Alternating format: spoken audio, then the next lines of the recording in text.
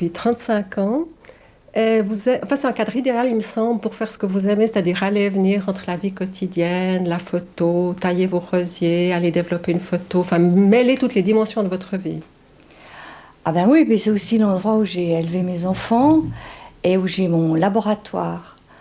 Alors, j'avais pas trop de soucis la nuit, parce que je travaillais beaucoup la nuit dans mon laboratoire.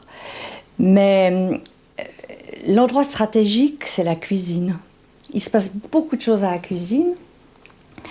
Pendant que je fais la cuisine, il y a un échange entre la table et la cuisson, si on peut le dire comme ça.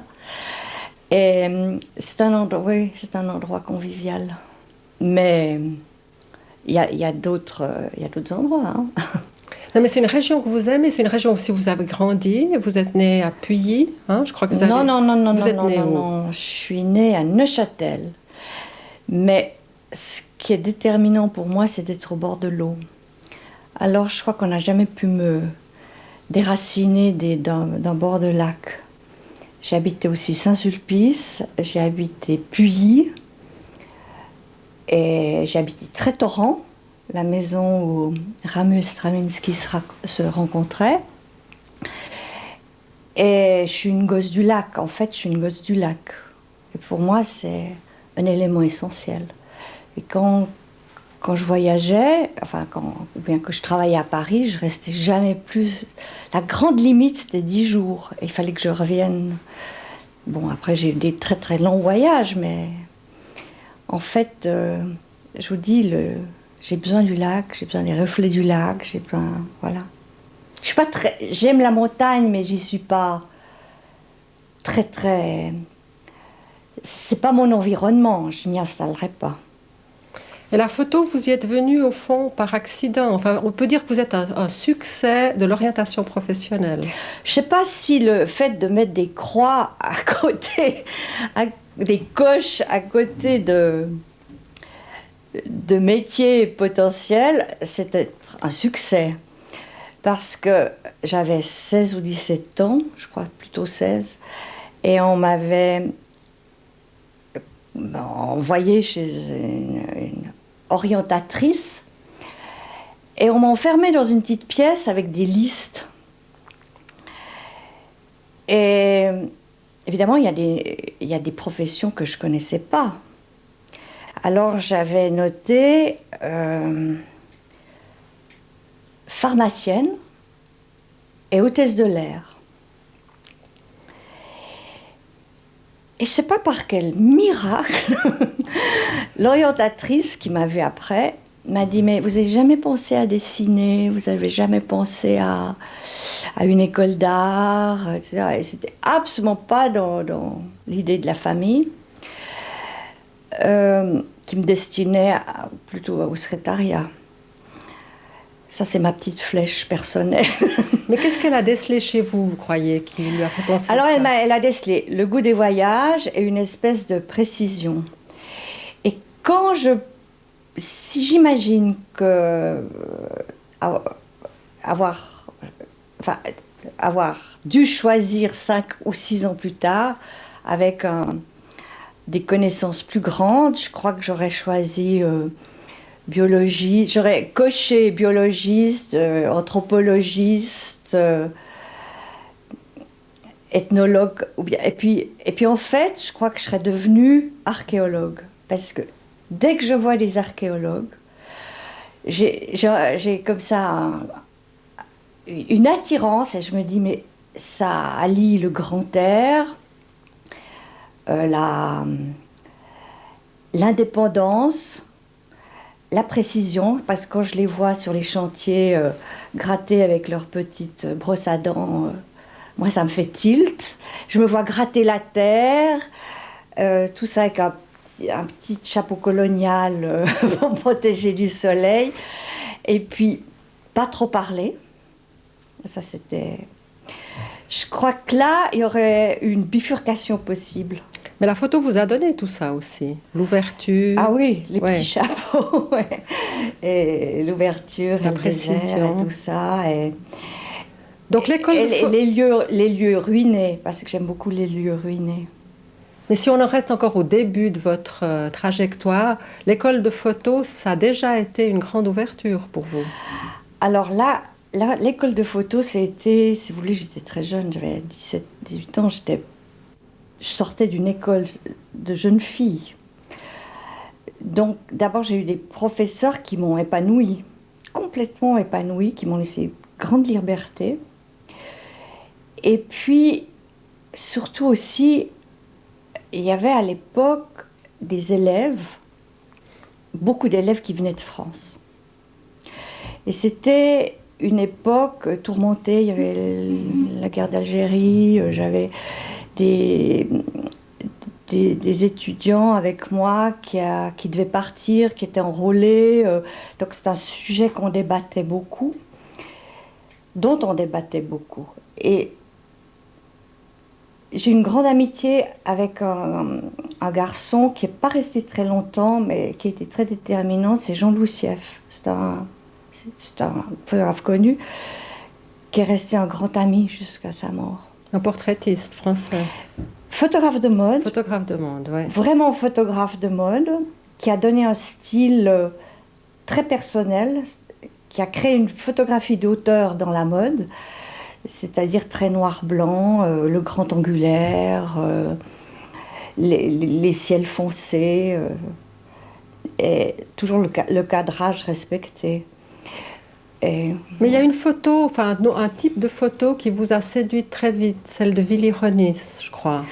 Ah oui, alors ça, oh, mais c'était au début de l'école de photographie. En fait, c'était mon déclencheur à l'école de photo, c'est que mes parents s'imaginaient que j'allais faire de la photographie d'objets, que j'allais faire de l'art appliqué ou utiliser des éclairages, etc. Et quand j'ai vu cette image de Willy Ronis, je me suis dit non, non, non, non, le studio, c'est pas pour moi du tout. Je vais utiliser la lumière naturelle. Donc, Willy Ronis, c'est une carte postale. Et elle m'a toujours accompagnée, cette carte postale. C'est un nu à gordes qui se penche sur une cuvette pour se laver et la lumière entre, une lumière provençale qui entre dans la pièce. Et où tout était naturel. Et vous avez fait aussi des photos un petit peu de ce style. Ah ben alors ça m'a accompagnée tout le temps. Ouais. J'ai utilisé la lumière naturelle. Ensuite, vous êtes parti en reportage. Hein, votre premier reportage, c'était aux États-Unis. Ah oui, alors mon premier reportage réel avec une commande, mais une commande que j'avais sollicitée, c'était en Islande, à Reykjavik, parce qu'à l'époque, on était très fauchés et Icelandic Airlines donnait des billets gratuits aux photographes, journalistes, etc. À condition de faire un sujet sur l'Islande. Et je suis partie en plein mois de décembre, depuis Hambourg à Reykjavik. Et je n'avais pas imaginé que les journées étaient si courtes. C'était terrible, et que ça sentait le poisson partout, et que pour traverser des rues, il fallait se tenir à des mains courantes. Et là, mon reportage, c'était voir le ministre de la Pêche de la mer du Nord, qui était en conflit avec les Danois. C'était mon premier reportage qui a paru, je ne sais plus si c'est pour tous ou l'Illustré. Bon, ensuite, alors, je suis arrivée à New York. Et puis, en fait, j'allais en Californie pour assister au mariage d'une amie. Et je suis restée bien 5 semaines là-bas. Toute seule? Toute seule. Enfin, chez mon amie, et puis après, toute seule. Donc, je me déplaçais en bus Greyhound. Et puis, j'étais à Las Vegas. J'ai fait une série qui maintenant prend je dirais pas une valeur, mais un intérêt. J'étais à Las Vegas et j'ai fait des photographies dans les salles de jeu. Ce qui maintenant, enfin, on pourrait littéralement plus le faire. Il faut toujours les autorisations de tout le monde. J'avais à l'époque un Rolleiflex, c'était le Rolleiflex que j'avais déjà à l'école. Et je le tenais. C'est une vision depuis, si vous voulez, depuis le ventre. Hein, c'est pas une vision d'œil, c'est une vision. On le regarde depuis en Parce haut. le regard est depuis en haut et les négatifs sont 6-6, donc le format carré. Et qu'est-ce que ça change, cette vision-là? C'est différent. Je dirais juste que c'est différent. Mais je ne l'ai pas utilisé très longtemps, le réflexe, parce qu'à mon retour, j'ai immédiatement utilisé le 24-36 parce que j'avais vu à New York, au Musée d'Art moderne, des livres du photographe Duncan, David Douglas Duncan, qui s'appelait Le Petit Monde de Pablo Picasso. Et c'était les premières images imprimées, faites au 24-36. Enfin, et donc, tout de suite, je me suis mise au petit format, donc, qui est à l'œil, et qui est à la hauteur de l'œil, et qui est plus discret, qui fait pratiquement pas de bruit. Donc, les années 50, c'était le 6-6, puis après, je suis partie. Et là, vous avez fait beaucoup de reportages après, que vous avez conçus vous-même, hein, parce que vous êtes partie en Suisse allemande avec votre mari. Et là, vous avez vendu pas mal de reportages. Alors là, je suggérais des reportages. Ouais. C'est-à-dire que... Et puis, j'ai aussi rempli des trous, par exemple, à la rédaction de Divoret, où il y avait les photographes stars. Divoret était un très bon journal catholique, qui avait vraiment un très très bon tirage, et une grande exigence d'éthique. Et quand les photographes mâles, entre guillemets, voulaient pas de sujet artiste, sociologique, eux, ils avaient envie de voyager, ce qui est normal. Moi, je faisais les photographies de théâtre, les photographies de chanteurs, d'acteurs, les photographies sociales. Mais vous avez fait aussi un travail qui a compté autour des petites filles, hein, toute une série. Ça, c'est venu beaucoup plus tard. Alors, ça, c'est venu beaucoup plus tard. C'est venu après... Donc, les petites filles seules, les portraits de petites filles. Non, mais avant, j'ai fait...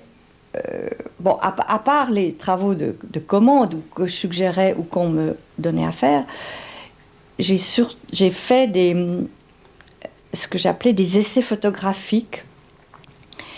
Et le premier a été fait en Angleterre. J'avais vu un dessin de Ronald Searle, qui était un caricaturiste assez connu, qui a fait beaucoup de caricatures d'une école anglaise, enfin, qui était en Écosse, c'était pendant la guerre. Et je suis tombée sur un livre et ça m'a tellement frappée que je me suis dit, mais si c'est tellement caricatural, une école anglaise, que j'ai envie d'y aller. C'était une boarding school. Et moi, j'étais à Wycombe Bay. Et on m'a donné des autorisations sans problème. J'habitais à l'infirmerie. Et puis, je suis restée, je ne sais pas, 3, 4, 5 jours. Et c'était vraiment, ça a rempli tous mes espoirs. C'est-à-dire, les filles jouaient au cricket, elles avaient une cape, enfin, elles avaient des chapeaux, elles jouaient du théâtre. C'était ce que je cherchais. Bon, c'est pas aussi caricatural que Ronald Searle, mais ça s'approchait. Donc c'était possible. Enfin, ça, c'était un but que je m'étais donné. Après, je me suis dit, ah, mais ces concentrations de femmes, ça m'intéresse beaucoup. Je pensais absolument pas au féminisme, ni à l'adolescence. Je pensais au côté pictural des choses.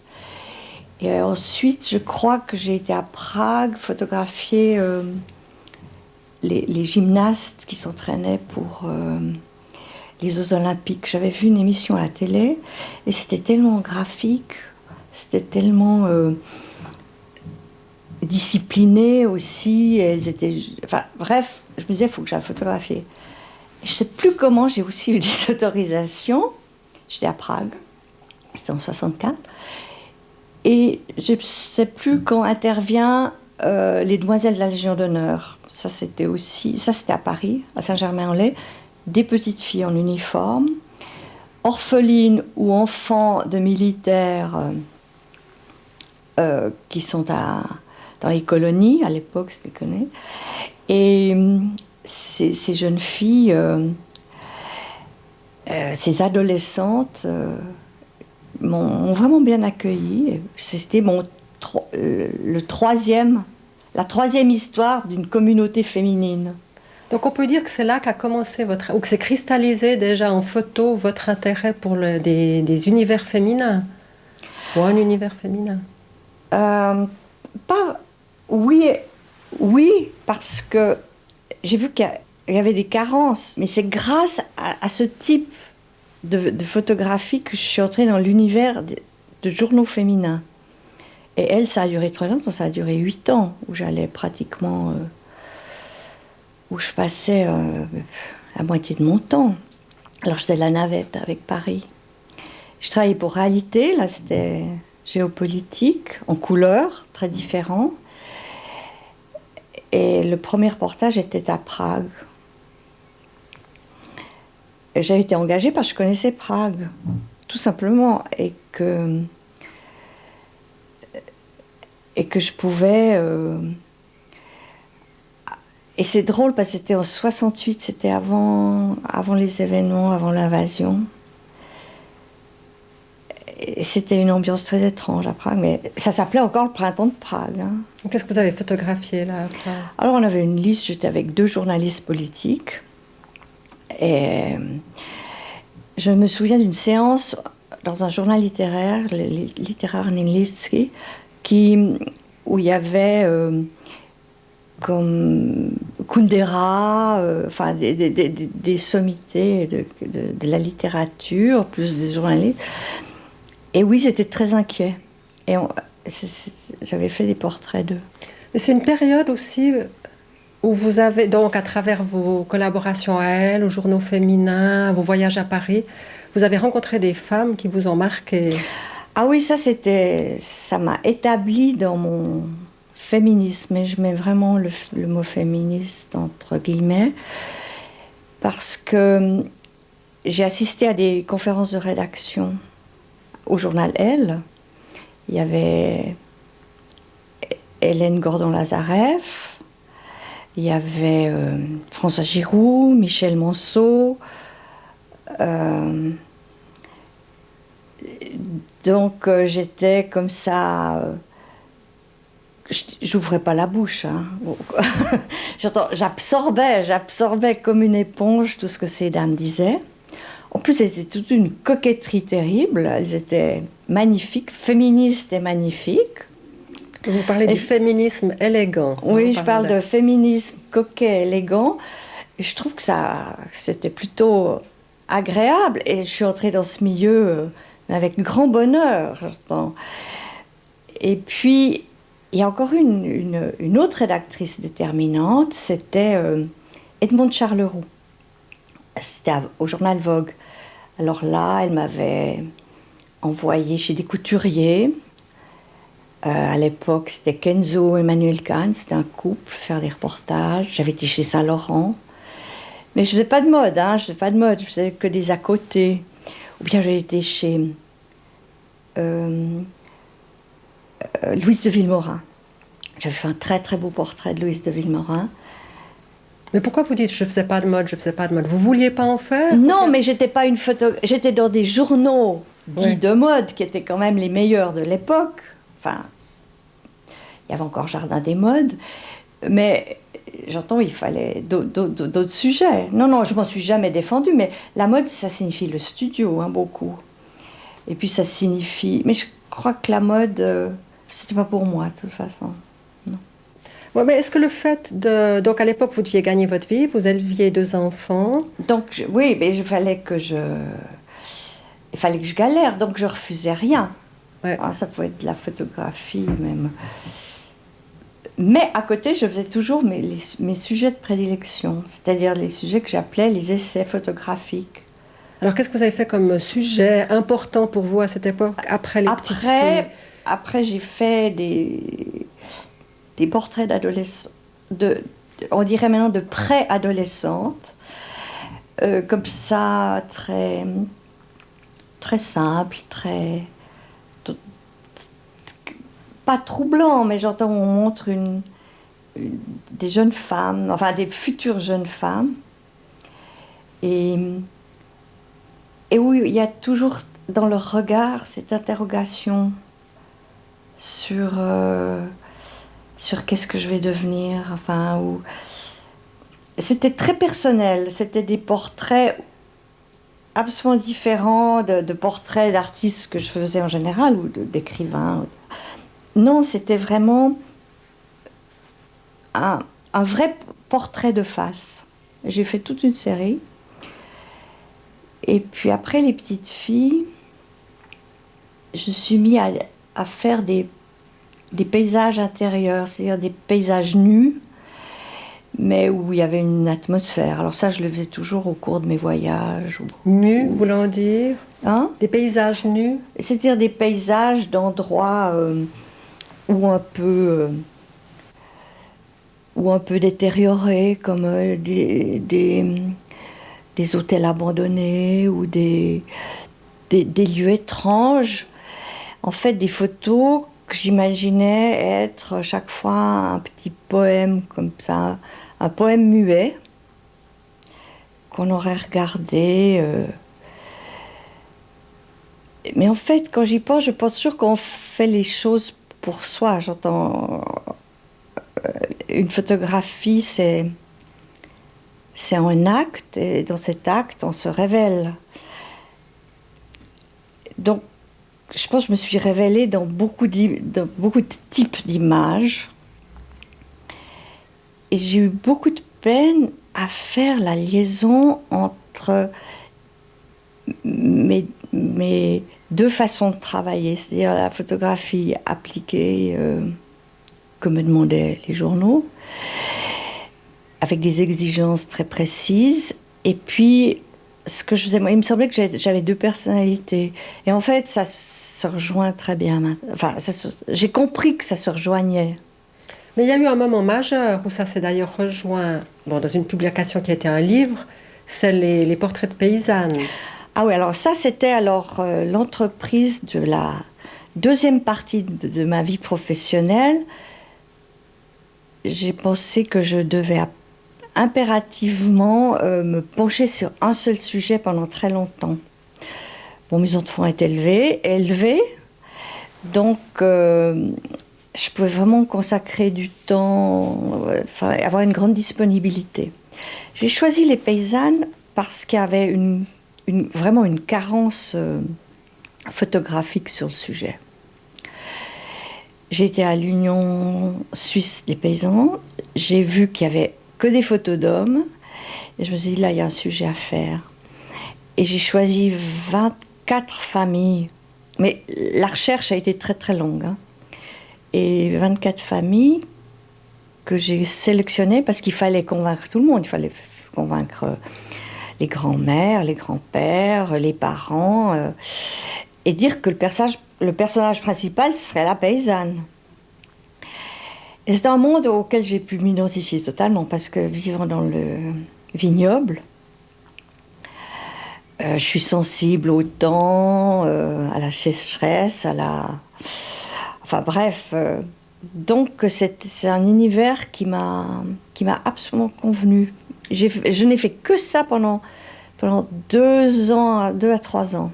C'était l'objet d'un livre et d'une grande exposition.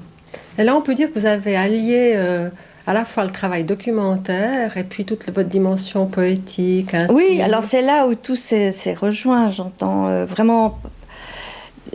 Et j'ai accompagné, enfin dans le livre, les photos sont accompagnées des textes de Christophe Gala, qui a fait un texte sur chacune de mes paysannes. Donc après, j'ai fait une recherche sur les femmes ouvrières, parce que là aussi, j'étais à l'Union syndicale suisse, et j'ai vu qu'il y avait une grande lacune aussi dans la documentation. Et pendant que je faisais ça, il y a eu des événements majeurs pour les femmes en Suisse. C'est-à-dire qu'on a élu euh, rue Dreyfus, enfin, à la suite d'événements qu'on connaît. Et toute cette période où les femmes se sont énormément manifestées, je les ai photographiées. Et en fait, c'est un un deuxième volet qui se met entre les femmes de la terre et les ouvrières. Et ce volet-là, je l'ai appelé Printemps de femmes, Wir sind so frei. Et ça, c'était un livre aussi, Un petit livre, c'est un livre ouais. de poche, et l'exposition était... Tandis que les ouvrières, il n'y a pas eu de livre. Hein. Non, alors vraiment, les ouvrières, ça a intéressé vraiment personne sur le plan de la diffusion. Mais par contre, c'est l'exposition qui a été le plus demandée. C'était le musée de l'Élysée avait pris en charge la distribution de l'exposition. Elle a été montrée 8 fois. Et surtout en Suisse allemande, où on a la conscience, je crois, de l'industrie beaucoup plus grande qu'en Suisse romande. Je pense que c'est cette raison-là, parce que j'étais à Olten et à Baden, qui sont quand même deux villes très, très proches. Et puis Rapperswil, qui est... Enfin, donc j'étais très, très heureuse de la diffusion de cette exposition. Comment vous expliquez, au fond, votre intérêt si récurrent pour le monde des femmes, d'être une photographe femme qui photographie les femmes? Mais parce que je suis très à l'aise, j'entends. C'est avec les femmes sûrement que je suis le plus à l'aise. Quand vous voyagez dans d'autres pays, c'est aussi les femmes qui vous retiennent? Mais quand on m'a engagée à l'OMS, on m'a vraiment fait faire énormément de voyages. C'était aussi pour entrer dans des univers féminins, surtout dans les pays moyen-orientaux ou africains, où moi seule, je pouvais entrer. Donc, c'est peut-être là, à l'OMS, où j'ai bénéficié le plus de mon sexe. C'est-à-dire où je suis entrée dans des univers où ne pouvaient pas aller les hommes. Donc, par exemple, par exemple, les cours de planification des naissances. Ce qui était, je ne sais pas, c'est les années... Par exemple, en Égypte, en 72. Et il n'y avait que des femmes qui enseignaient aux femmes. Quand j'allais vaccination, c'était les femmes. Les intérieurs, c'était les femmes. La nutrition des bébés, enfin voilà, c'était... Donc vous avez énormément voyagé, mais vous avez fait un seul long séjour. Hein, c'était au Caire, récemment. Oui, dans l'an 2000. Ouais. En l'an 2000, oui. Mais alors là, j'ai changé complètement de registre. D'abord, j'avais une résidence, on m'avait accordé une résidence pour artistes. Et puis, j'avais envie d'être en rupture avec tout ce que j'avais fait. Donc c'était au Caire, ça? Ou près du Caire? C'était près du Caire. J'habitais entre le Caire et les pyramides, entre des canaux. Et sans vraiment d'obligation. Et j'ai mis pas mal de temps à trouver un sujet majeur que je pourrais suivre. Parce que pendant 6 mois, je ne pouvais pas que regarder les moustiques et attendre le sable. J'entends, il fallait que... Et alors, j'ai vu que les canaux, c'était dominant. J'habitais entre 2 canaux, j'étais tout près du Nil, et j'ai été visiter un temple ruiné. Ma première idée, c'était archéologique. Hein, c'était vraiment ça. Je me suis dit, ah oui, là, je retrouvais peut-être dans ma tête une envie. Et on m'avait indiqué un temple ruiné où les fresques, les bas-reliefs étaient quasi à hauteur Dieu, parce que d'habitude vous allez voir les temples où vous avez la tête comme ça et puis c'est tout en haut, puis c'est très compliqué à photographier. Et là j'avais tout, j'étais au milieu de cailloux, Enfin, c'était un vrai rêve et c'était dans la campagne. Et je faisais chaque fois un trajet différent pour y aller. C'était 2 à 3 heures de route. Et là, j'ai profité de faire des images, d'ailleurs pratiquement toutes interdites. Parce qu'on n'a pas le droit de photographier ni des écluses, ni des ponts, ni des chemins de fer, enfin, genre, ni... C'est très restrictif. Et puis les lois sont... Dans les petits villages, les lois sont bien appliquées. Donc je me suis arrêtée plusieurs fois. Donc en Égypte, vous avez travaillé différemment qu'avant. Oui, je voulais être en rupture de style avec ce que j'avais fait précédemment. Et puis surtout, quand tout à coup on a 6 mois d'année sabbatique, ou bien pour faire absolument ce qu'on a envie. C'est-à-dire, en fait, je ne savais pas si j'allais écrire ou apprendre l'arabe. Finalement, j'ai quand même utilisé la photographie instantanée parce que ça me permettait de donner les images aux gens que je photographiais. Donc, et puis c'était très intriguant parce qu'il y a un côté d'impatience comme ça que je pouvais calmer quand j'avais des gosses autour de moi, ça. Et je devais les faire attendre 1 minute pour détacher ma photographie de son négatif pour pouvoir leur donner. Et j'avais appris les mots arabes pour leur dire t'attends 1 minute. Et ils n'arrivaient jamais à attendre. Hein. C'était tellement... Je sais pas, la photographie, c'est encore... je pense que c'est un espèce de miracle comme ça pour eux. Et puis, je devais tout de suite mettre mes négatifs dans un seau d'eau. Alors j'avais toujours avec moi un seau d'eau et des bouteilles. Et dès que je trouvais une fontaine, je renouvelais l'eau. Ou bien c'était des fois d'eau pas très potable, ou bien... Hein. Et voilà, et ça m'a permis comme ça d'être à l'aise là-dedans. Et j'ai fait un deuxième sujet qui va d'ailleurs être exposé aux Journées littéraires de Soleure, c'est les toits du Caire. Et les toits du Caire, c'est comme si on est entre le sable et le ciel, et il y a comme une autre sorte d'habitation, de vie. Parce que sur les toits habitaient des petites constructions sauvages. Sur les toits, habitaient les domestiques. Et puis lentement, c'est devenu des vraies habitations. Squattées. Et puis on a mis les poules. Et puis on a amené les chats et les chiens.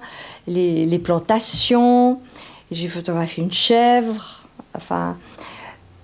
Donc là, alors ça c'est un univers très différent qui rejoint un peu les paysages intérieurs. Et les canaux, ça donnait lieu à un livre. Non, oui, ça a donné lieu à une grande exposition à Pasquare parce que j'ai fait une installation de 36 photographies.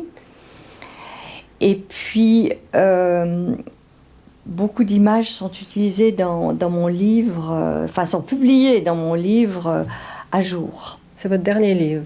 C'est mon dernier livre. En date. Ouais. Ouais. En date, oui. Et c'est un livre qui, au fond, aussi réunit plusieurs dimensions, puisqu'il y a aussi des photos d'ici, d'épaisse. Il y a c'est en fait tout le travail que j'ai toujours fait en photographie instantanée. Donc, qui me donne une possibilité, par exemple, de faire des légères surimpressions, c'est-à-dire... faire des échos à l'image principale. Hein. Là, je rejoins mon goût pour le dessin ou la gravure. Ça me permet d'enrichir la photographie. C'est pas systématique, mes échos, mais ils sont là. C'est léger, c'est peut-être pas perceptible à première vue, mais c'est là. Parce que vous avez toute une veine qui s'est aussi développée au fil de votre vie, c'est la recherche en fait, photographique. Aujourd'hui, vous expérimentez aussi. avec des matériaux, avec des techniques, avec des papiers? Alors, là, je suis en plein dans, si vous voulez, la technique de la monotypie. Mais cette technique, je la fais avec aussi une photographie instantanée en couleur que j'applique sur des papiers à dessin. Moi, j'ai toujours été très très attirée par la gravure, le dessin, la peinture. Et là, je suis dans une veine plutôt d'imaginaire, totalement d'imaginaire, où je me suis mise à, après avoir exploré le monde végétal, en ce moment, j'ai fait un travail spécifique pour une exposition d'images de vertébrés et d'invertébrés. J'ai travaillé avec, au musée zoologique de Lausanne. Et je me suis surtout penchée sur les petits squelettes ou les têtes d'oiseaux qui sont très métaphoriques. En fait, c'est des... Là, j'utiliserai un mot que Christophe Gala m'a glissé parce qu'il dit que c'est des collisions graphiques. Alors là, je suis en plein, je vous dis, en plein rêve. Et vous en avez fait aussi sur des bas-reliefs égyptiens? Alors oui, quand j'étais en Égypte, j'ai fait des sujets qui étaient les bas-reliefs. Alors je surimpressionnais des paysages ou des matières, hein, très très légèrement sur le sujet principal. Mais là, il existait le sujet, puisque c'était mon bas-relief. Et c'est là où j'allais justement dans ce temple ruiné, au milieu du delta, et où j'allais très très tôt le matin, ou tard dans l'après-midi. Et parce que le bas-relief, il s'exprime vraiment avec des lumières frisantes. Et là, oui, ces images, elles ont fait un peu l'opposition pharaonique, si vous voulez, des canaux qui étaient plus des sujets qui me montraient la rouille, la dégradation, la pollution, un monde post-industriel, tandis que là, je rejoignais le monde mythique. Et votre photo préférée, c'est quand même une des images du monde post-industriel. Oui, absolument. C'est un aqueduc. Tout ça, c'est toujours l'eau du Nil. Hein. Ouais, ça, je reviens toujours sur cette idée. C'est un aqueduc qui passe sur une rivière. Donc un aqueduc d'alimentation d'eau. À mon avis, ça pouvait être ou de l'irrigation ou de la consommation. Hein, j'entends. Et c'est ma photo, je pense, la plus picturale. C'est quelque chose que j'aurais pu dessiner, peindre, ou enfin celle qui me parle le plus maintenant, mais peut-être oui, mais j'ai toujours eu beaucoup, oui, je choisis toujours cette image. Qu'est-ce que vous pensez de toutes les possibilités qu'ouvre la photo aujourd'hui, la photo numérique, les possibilités de manipulation qu'on a? Mais c'est multiple et très séduisant parce que mais on entre dans un monde virtuel, imaginaire, à l'image du cinéma, enfin, style Seigneur des Anneaux, enfin, film que j'ai beaucoup aimé, mais je crois que la photographie, maintenant, elle s'apprend dans les écoles d'art. Elle s'apprend avec l'informatique. Et je crois que moi j'ai l'impression de faire partie d'une race en voie de disparition, d'être un dinosaure. Et Mais ce que... J'en reviens au spectateur.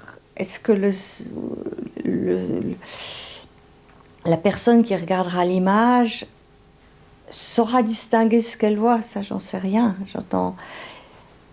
Et pour revenir à l'authenticité de la photographie comme moi je l'ai pratiquée, moi j'ai presque toujours envie de dire, enfin maintenant je cherche une formule qui dirait la reproduction de cette photographie est l'intégralité du négatif.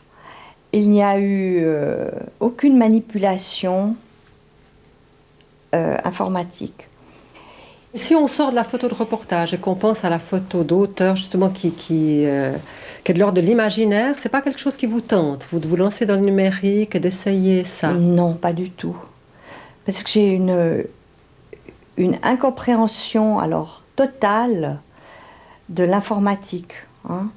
Je me borne vraiment aux choses simples. Les emails, ça suffit. J'entends. Mais la manipulation d'images, non. Je veux bien... Non, non. Écoutez, je suis dans mon histoire d'impression monotype sur papier à dessin. C'est déjà comme si je revenais des années en arrière. Donc, bon, j'ai appliqué une technique moderne à une... si vous voulez, à une tradition de gravure, monotypie, dessin, etc. Donc là, j'ai déjà fait un pas, mais c'est tout, quoi. J'arriverai pas à l'informatique. Donc on peut dire au fond que l'archéologue a rejoint l'artiste, hein, que la vigneronne d'épaisse a beaucoup voyagé. Vous avez toujours été dans ce balancement entre l'intime, le voyage, le documentaire, la rencontre. Hein. Comment vous voyez aujourd'hui cette trajectoire multiple? En ce qui concerne la photographie traditionnelle, maintenant, enfin, je dirais que je suis dans la phase de répertorier mes meilleures photographies. Et en général, on dit qu'un photographe, que la vie d'un photographe se résume à 200 images. Hein. Alors il faut vraiment... C'est déjà beaucoup, non? 200 très bonnes, mais ce que Ouais. j'appelle des photographies qui parlent, j'entends. Vous pouvez, sur chacune, vous pouvez écrire une histoire. Donc j'ai quand même des images très, très graphiques, surtout des images construites, hein, des images... des images qui sont devenues des icônes, mais où j'ai saisi le hasard. Hein. Parce que ça peut être... si je devais me donner un avantage, c'est que j'arrive à anticiper. Donc je sais toujours l'étape qui va venir, que ça soit dans une manifestation, dans un bord de mer, je sais comment les choses vont se mettre en place parce que je devine si le chien va aller à droite, si les hommes vont se disperser comme ça. Et ça, je pense que ça m'a été donné. Oui, ça m'a... C'est parce que j'ai une observation. C'est pas venu que... J'entends... Enfin, j'ai toujours observé. Mais vous disiez qu'au fond, maintenant, parce que vous parliez de manifs là, il y a 2 minutes, que pendant les manifs de jeunes notamment, hein, qui ont eu lieu juste avant la guerre en Irak, vous n'avez pas eu envie d'aller les photographier, vous qui avez beaucoup suivi tous ces mouvements sociaux. Oui, et je me pose toujours la question pourquoi je ne l'ai pas fait. Et en fait, je le regrette peut-être. Mais je crois que j'aurais été embarquée alors, dans une plus grande histoire. Alors, après les jeunes, j'aurais fait l'antimondialisation, enfin, etc. J'aurais été... Parce que les jeunes, c'est toujours les jeunes, j'aurais peut-être eu 4, 5, 6 bonnes photos. C'était me mettre dans un travail incroyablement exigeant de conséquences. Hein. Alors, je crois que j'ai préféré les regarder. En plus, ils étaient magnifiques, gais. Et je voyais pas toujours leur perception de ce qui se passe vraiment. C'est bien, j'entends. C'est une génération qui s'habitue à s'exprimer. Enfin, moi, je trouvais ça très bien. Non, c'est vrai que peut-être que ça me restera toujours au travers de la gorge. Hein. Enfin, comme beaucoup de choses que j'ai pas pu faire. Mais vous avez été faire plutôt des photos dans le Val d'Annévier, vous disiez. Ah oui, maintenant oui, les ciels du Val d'Annévier. Alors, là, c'est un travail plutôt de longue haleine, qui a aucune exigence et que je fais. J'ai toujours mon appareil avec moi, et que ce soit en. Je suis vraiment entre rocher et ciel là. J'ai abandonné le sable, maintenant et c'est très météorologique, mes photographies, donc je suis dans la contemplation, mais je ne sais pas ce que ça donnera du tout. Ça, c'est le secret des désirs. C'est-à-dire, moi, j'ai toujours des désirs. Alors, là, c'en est un de montrer la montagne. Là, je quitte le lac, alors.